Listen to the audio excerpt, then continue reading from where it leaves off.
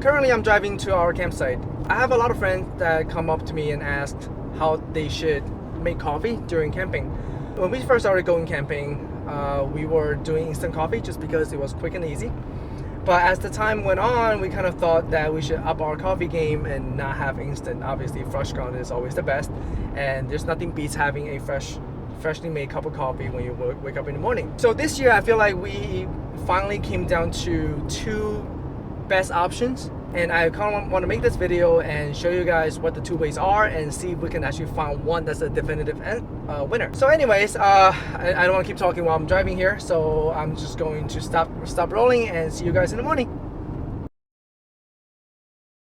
Hey, good morning guys. Like I said, we have pretty much boiled down our morning coffee choices to two options here. So we're gonna find out today to see which one is definitely better. We have my friend Diana, who's been in the industry for 4 years, and I also have my friend Will, who used to be in the industry, not anymore.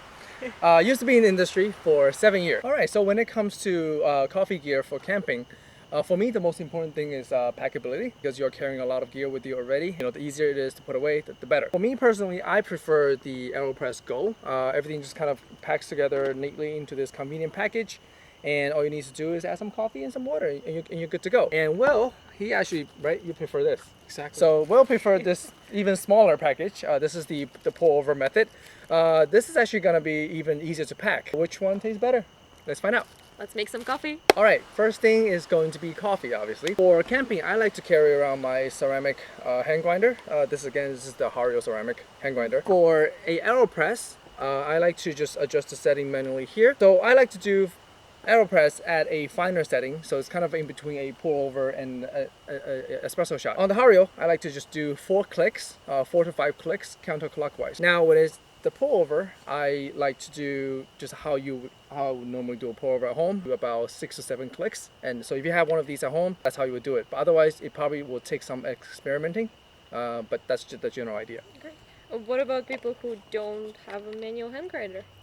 Thank you for bringing that up. If you don't have a manual hand grinder, for me, I believe it's perfectly fine if you just pre-grind your coffee at home, but make sure you just wait it first, you dose it, and you pre-grind it, you bring it to camping. I think that should be good for another 2-3 days, right? Yeah, that's convenient. Okay, Totally. then that's good. All right, so second thing, obviously, water. We always like to do hot pot, right? Shabu shabu hot pot during camping, right? So we happen to have this, but we use this to boil water, but really any kind of boiling gear, gadget. Anything you have to boil Whatever, water just get the water to a boil. Yes. For the pour-over part, this is a bit clunky, obviously. This is a bit too big for our taste, but this is kind of what we have right now, so we bring this. This is Will's pour-over. He really likes small, portable things, but very not portable.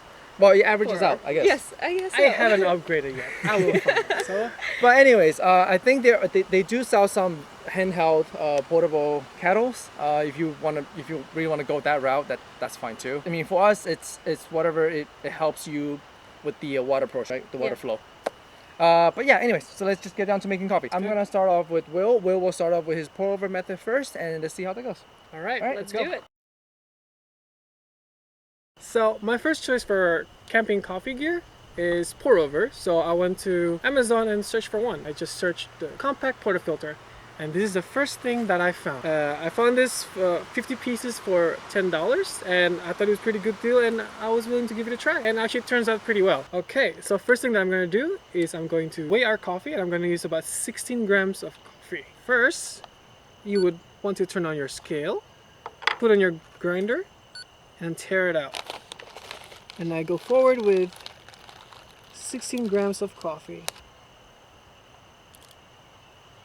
And that is good. And now, it's grinding time.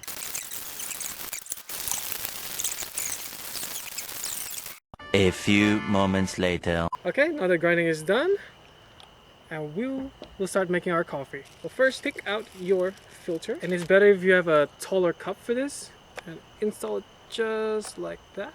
Place it on your scale, and then transfer your coffee into the filter.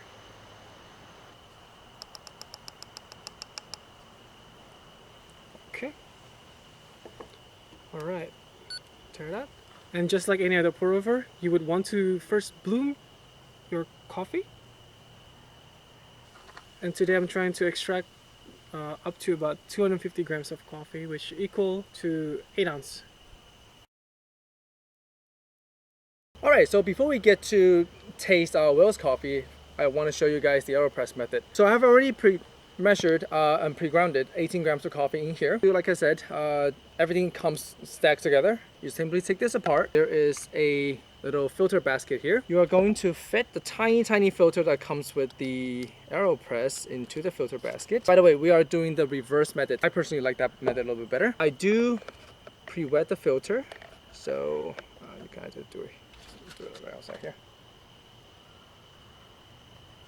After that, we are going to take the plunger out, and you're going to take it so that it's just about to exit. I mean, obviously don't remove the whole thing, but you want to take it all the way to the bottom, just like so, and you want to carefully place it on the table.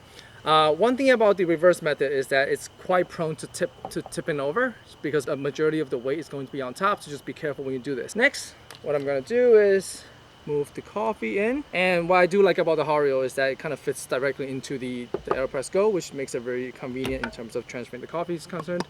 Be careful, the coffee are finer on the Aeropress grind, so they will be more static. So just make sure you pat it out nicely, and you are try to get as much out of it as you put in. All right, so that's about good.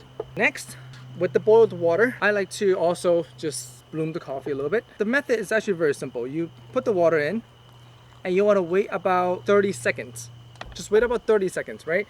So it's 30 seconds of bloom and 1.5 minutes of actual, I guess, settling time. Okay, so after that, you want to just stir the coffee with the included spatula a little bit. And then, this is after 30 seconds, pouring the rest of the water. Personally, I don't measure it. I just kind of pour, I eyeball it, and I just pour it to about full. And we're going to let that sit for another 1.5 minutes. A few moments later. Alright, so it's been 1.5 minutes. You simply place the cap on with the filter. Then you want to carefully reverse it and have it sit on the included cup. You want to press down with kind of very gentle pressure. You don't want to force it. And you just want to let, I just kind of let my elbows rest on there and just let it kind of plunge out the coffee. Keep going until you start to hear a slight hissing sound, because after you hear the hissing sound, that means you're towards the end of the coffee, and if you keep pushing, you're going to extract some unwanted flavors in the coffee. Most likely it's going to make the coffee sour. Alright, so I'm starting to hear the hissing sound, so I'm going to stop. Carefully just remove this. Just be very careful with this, since this is all hot water. So as far as cleanup is concerned, obviously with the Will's Pourover method, you simply toss out the porta basket. This method, you just want to unscrew this. It's very easy as well. The filter paper is going to be stuck on this coffee plug, and you simply plunge it all the way through, and you simply rinse off this top part, and you'll be ready for your next cup. Alright, so I line them up, and how about you guys come back in and let's take this. Let's do it. Let's just say take this. No, you said taste it. Okay, for sure. cool. Well, first of all, I want to mention that the total brewing time and prep time for both methods, I noticed, were completely the same. It was about like 3 to 4 minutes for both of the methods, which is actually pretty good. So we have Pourover right on this side, right? Correct. And then Aeropress over here. And I'm going to taste Will's Pourover. You'll taste my Aeropress. Well, let's do it. Let's Very start. excited. This is actually my first time Alex, trying this. Cheers. Cheers. Let's do it.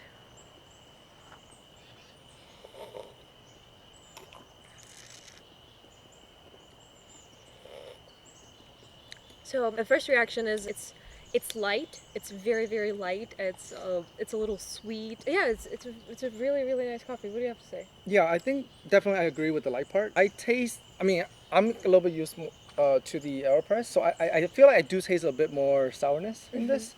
You can let me know how you feel later, but yeah, but definitely it's a light beverage. It's quite refreshing in my opinion. Yeah. Yeah. Let's try to compare it. All right. Okay.